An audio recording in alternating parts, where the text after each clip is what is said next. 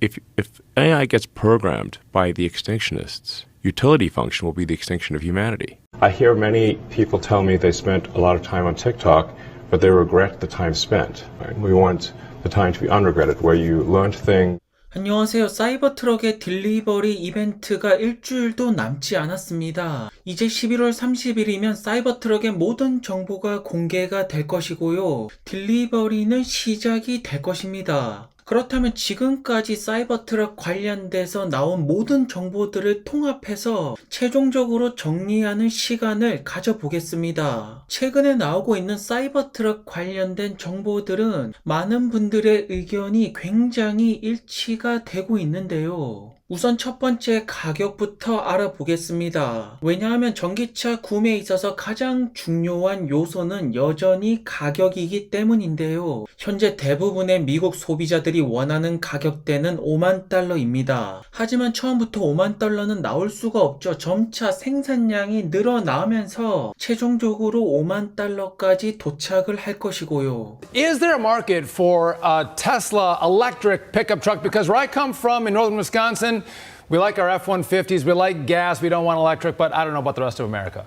여전히 보시는 것처럼 주요 언론에서는 전기차보다는 내연기관차를 선호하고 있죠. 하지만 이러한 주요 언론들을 박살내고 치고 올라가는 것이 테슬라가 아닙니까? 현재 가격 같은 경우에는 많은 분들의 예상치가 굉장히 비슷한데요. 첫 번째 기사를 살펴보시면 싱글 모터는 5만 달러, 듀얼 모터는 6만 달러, 트라이 모터는 8만 달러라고 하죠. 지금 가격표 자체를 79,990으로 잡은 것을 본다라면 일단 소비자들이 원하고 테슬라가 최대치로 낮춰서 제공할 수 있는 가격대를 보여주는 것 같습니다. 하지만 조금 더 현실적으로 본다라면 듀얼 모터는 6만 달러지만 트라이 모터 같은 경우에는 8만 5천 달러, 최소 8만 달러 이상으로 많은 분들이 보고 계시죠. 왜냐하면 현재 사이버트럭에 들어갈 트라이 모터 파워트레인은 테슬라의 모델 X 플레드의 파워트레인이 사용될 거라고 예상이 되면서 가격이 자연스럽게 높을 수밖에 없습니다.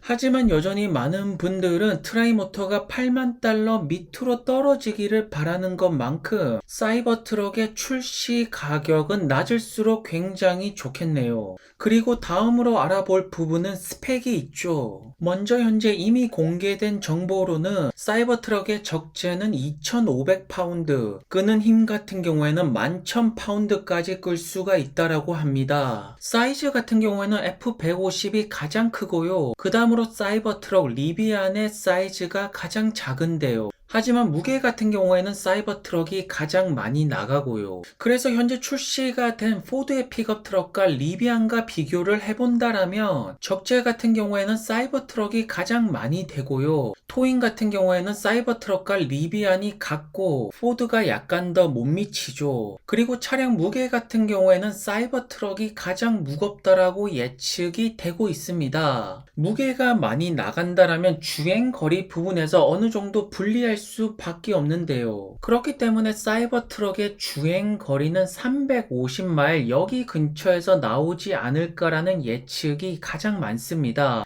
왜냐하면 배터리 효율성에 가장 큰 영향을 주는 것이 무게이기 때문에 사이버트럭 차량의 무게가 꽤나 나가죠. 하지만 일런 형께서는 비스트 모드 버전이 있다라고 하셨고 이 버전에서는 제로백을 3초 이내로 끊을 수 있다라고 합니다. 그렇다면 비스트 모드가 되는 것이 바로 플래그십 모델이 되겠죠. 현재 사이버트럭의 플래그십 모델의 스펙 같은 경우에는 마력은 800마력 이상으로 보고 있고요. 제로백은 3초로 예상이 되는데 비스트 모드가 발동이 되면 3초 밑으로 끊겠죠. 그리고 주행거리가 400마일이 넘으려면 무게가 있기 때문에 배터리 셀이 꽤나 들어가야 됩니다. 그래서 예상치가 180kW 팩을 넣고 410마일의 주행거리가 예상이 되는데요. 배터리 셀을 많이 넣으면 가격이 올라갈 수밖에 없고 그렇기 때문에 플래그십 모델은 8만에서 9만 달러 고가로 측정이 될 수밖에 없습니다. 일런 형이 언급했던 부분을 조금 더 살펴보시면 하드웨어 4.0 적응형 서스펜션 시스템이 작동이 되면서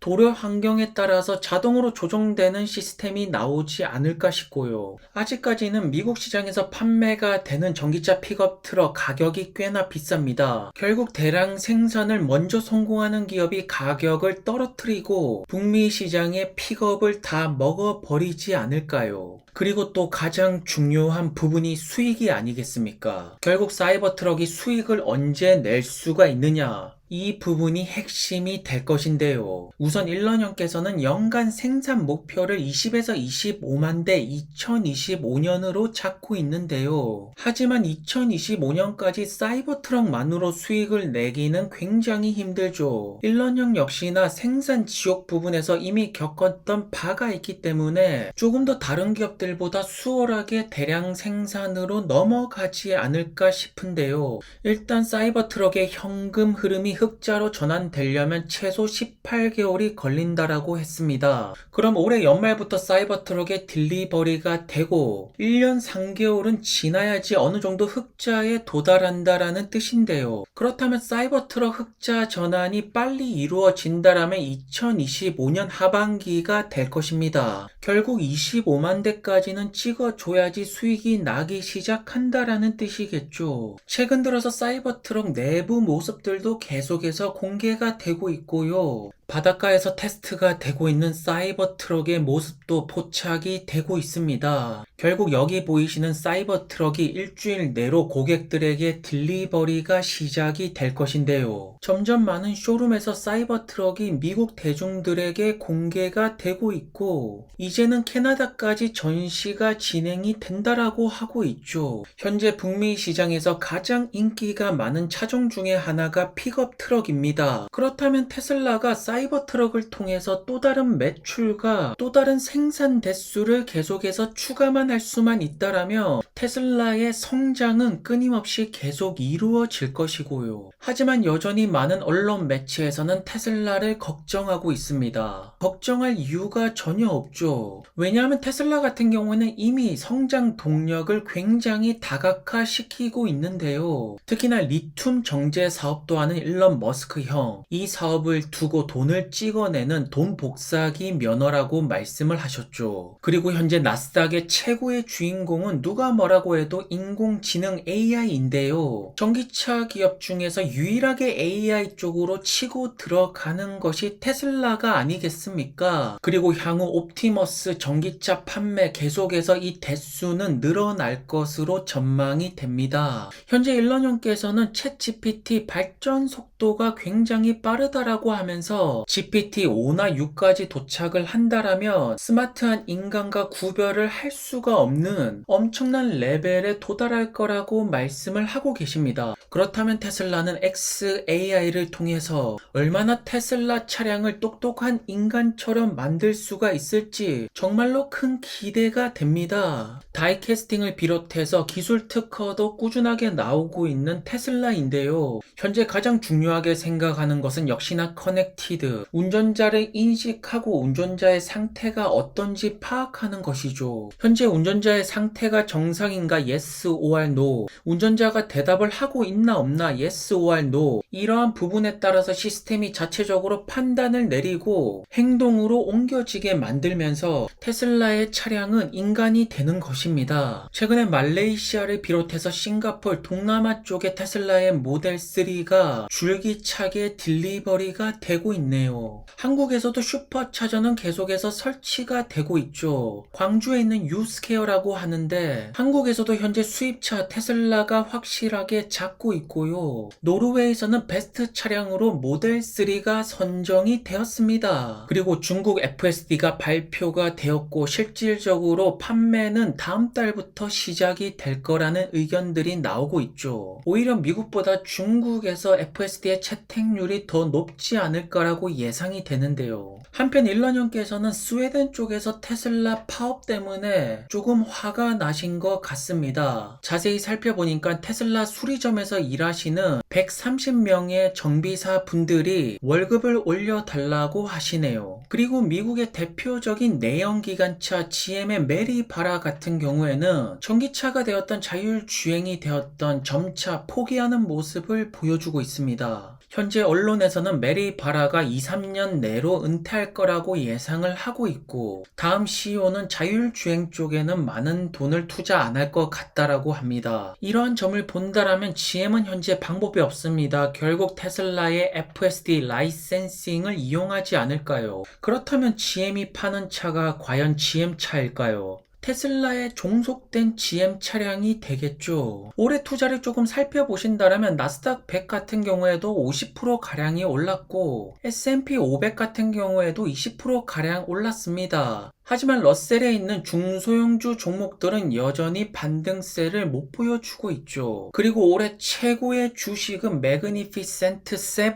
결국 AI를 하는 기업들의 주가가 가장 가파르게 올랐습니다. 그렇기 때문에 우리가 투자할 것은 AI이고, 테슬라가 다른 빅테크 기업들과 차별점을 가지는 것은 테슬라 차량이 되었던 옵티머스 로봇이 되었던 현실적인 실세계 AI를 만든다라는 점이 굉장히 특별하겠죠. 왜냐하면 구글이 되었던 마소가 되었던 인터넷을 베이스로 해서 지금 AI를 구축하고 있는데, 일론 머스크 형의 XAI를 본다라면 역시나 인터넷 베이스이지만 테슬라 같은 경우에는 인터넷 베이스가 아니죠. 그렇기 때문에 테슬라가 무서운 것입니다. 다음 주에 딜리버리가 되는 사이버 트럭을 통해서 테슬라 주가에 조금 더 순풍이 오기를 바라겠지만, 현재 가장 중요한 것은 금리가 떨어져야지 테슬라 차량 판매가 가파르게 올라갈 수가 있겠죠. 오늘도 좋은 하루 되시고요. 행복하시기를 바라겠고요. 구독과 좋아요도 부탁드리겠습니다. 그럼 감사합니다.